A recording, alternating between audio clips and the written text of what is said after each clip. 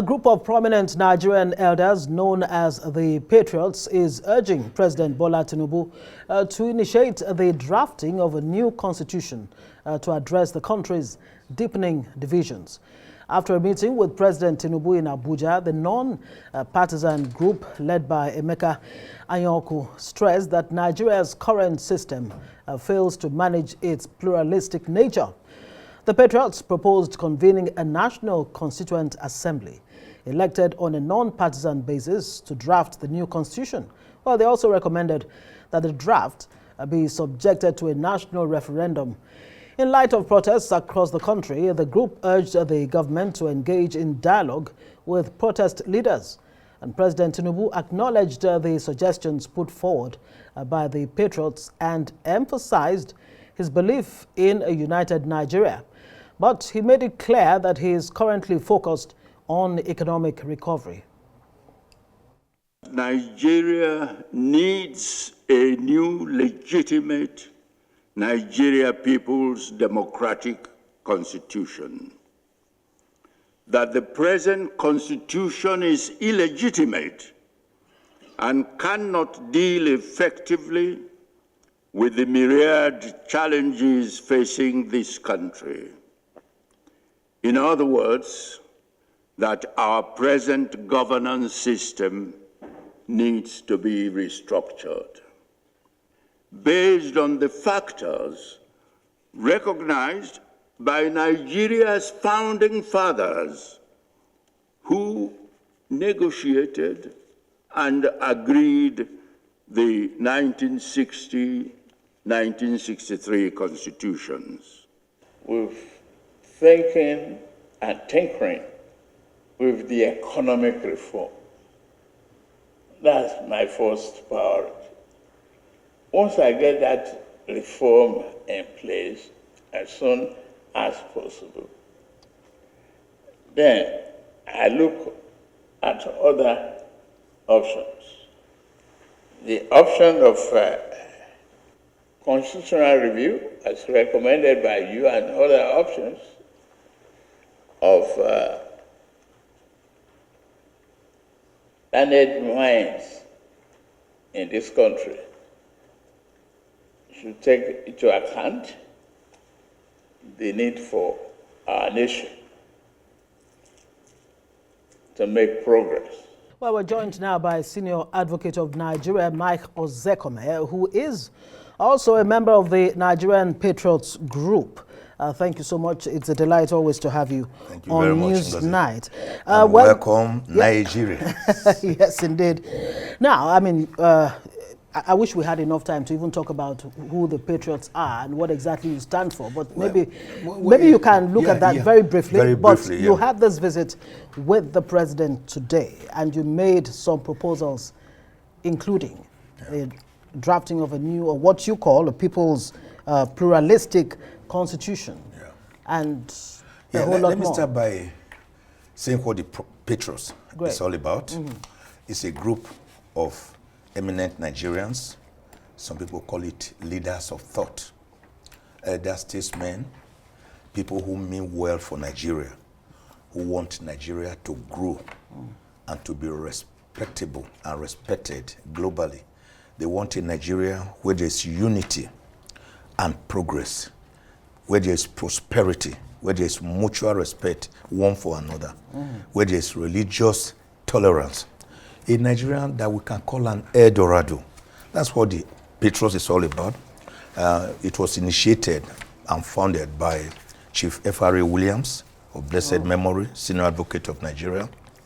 And then next to him was Professor Benoit Boze, Senior Advocate of Nigeria, perhaps unarguably the most eminent, indisputable constitutional lawyer to have emerged from the soil of Africa.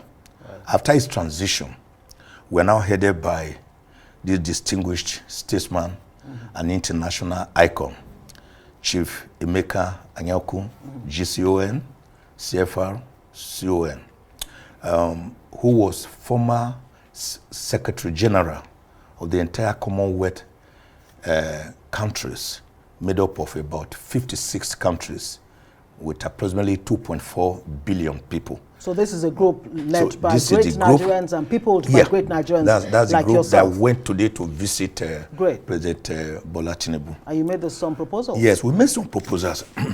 the most prominent of the proposals, excuse me, is that Nigeria is a pluralistic society where there are different ethnic groups, different cultures, many religions, different persuasions, different idiosyncrasies.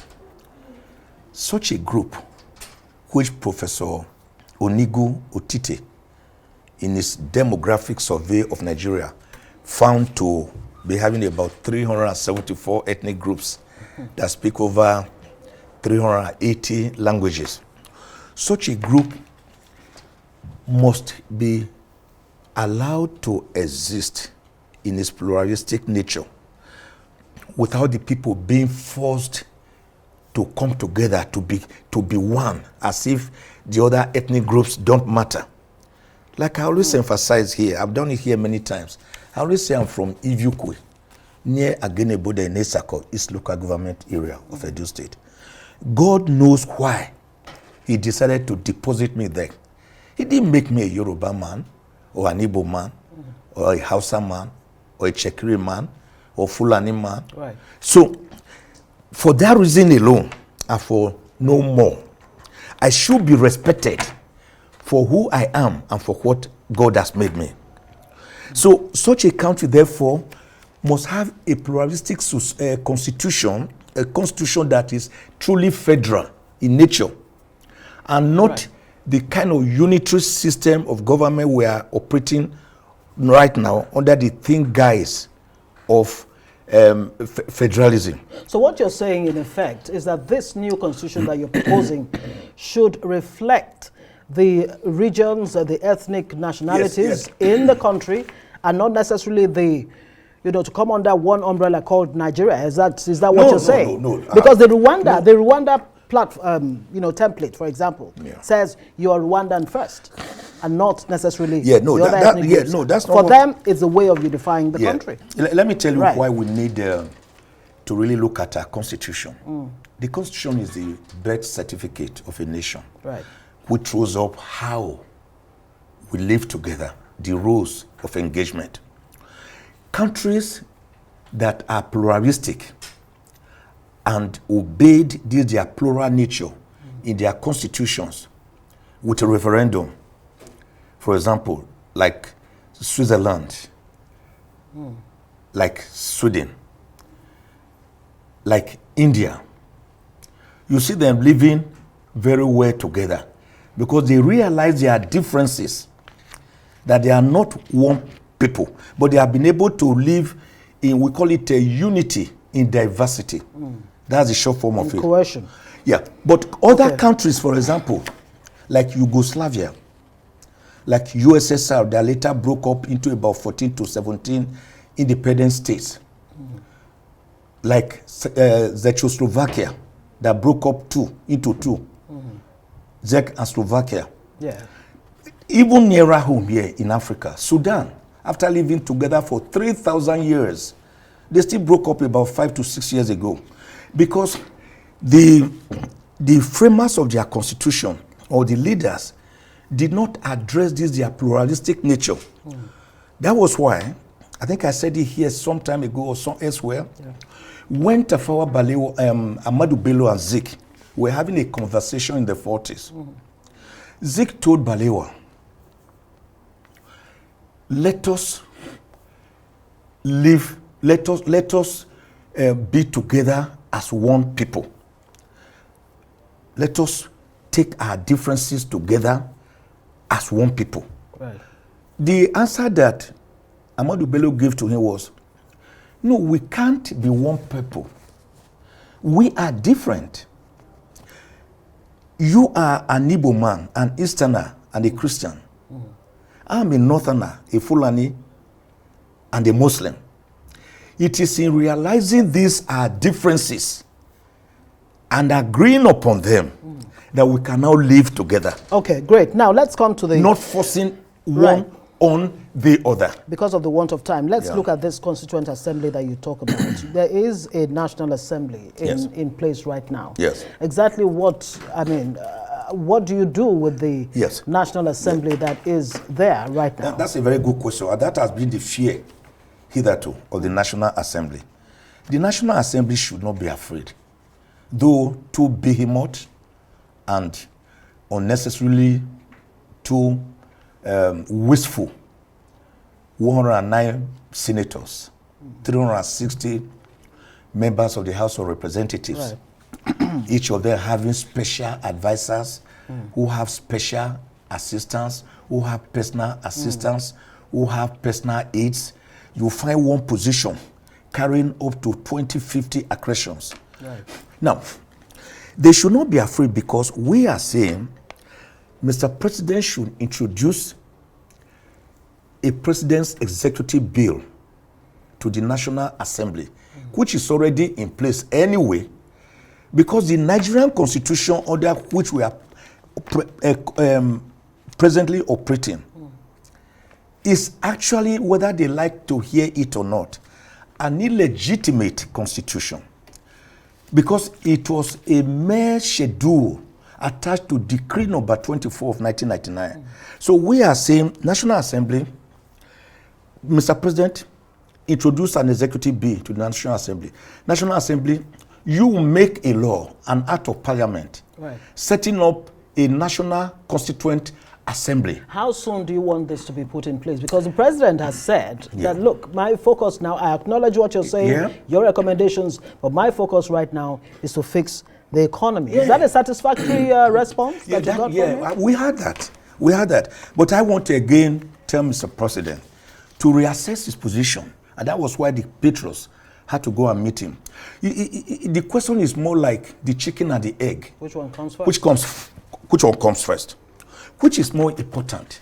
When the superstructure that we are operating is fundamentally flawed, no good economy can come out of it.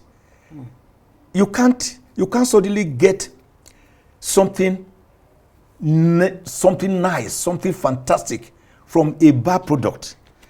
It is like pretending that a sword that you are having is not there, even though it is oozing, just because you have bandaged it and put Sosorobia perfume. How soon are you asking the president to effect this? We never gave the president timeline. Okay. We didn't do that, and because it would be unfair. He has the larger picture to give him timeline. But we did impress it upon him that he should introduce this bill with the urgency of yesterday, because virtually all the problems you are seeing in the country today are because we have never really agreed to come together as one people after the January 1, 1914 forced amalgamation of Northern and Southern. And we are saying, let us discuss. The National Assembly bring about this Constituent Assembly. The Constituent Assembly elect your persons on non-party basis.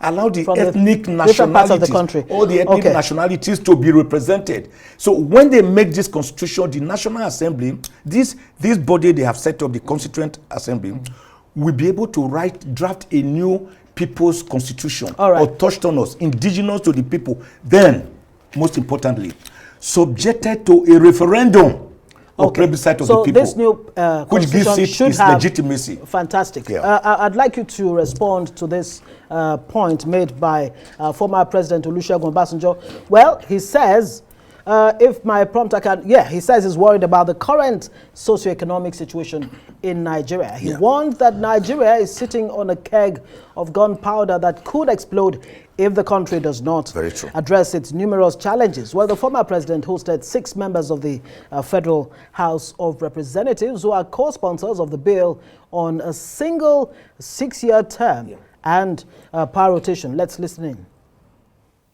Our main problem is ourselves. And until we take care of ourselves, it doesn't matter. We may have one term of 4 years, one term of 6 years, one term of 7 years.